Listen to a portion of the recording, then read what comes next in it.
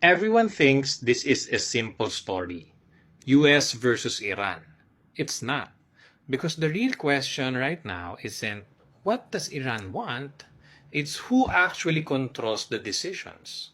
On paper, you have leadership open to negotiation, diplomatic, willing to talk, the kind of narrative markets want to believe. But markets don't move on titles, they move on power. And in systems like this, there isn't just one decision maker. You have multiple layers, different priorities, different agendas, which means even if negotiations are happening, that doesn't mean the people with real influence are aligned with it.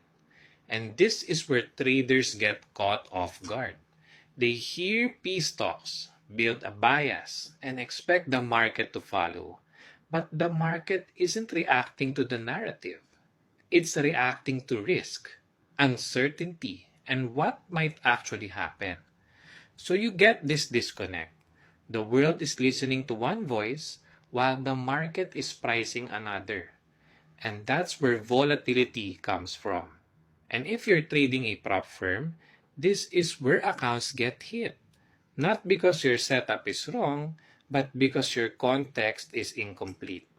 If you feel like the market keeps moving against your bias, you're probably trading the narrative, not the real drivers. I'm working with a few traders to fix that. Comment fund or message me.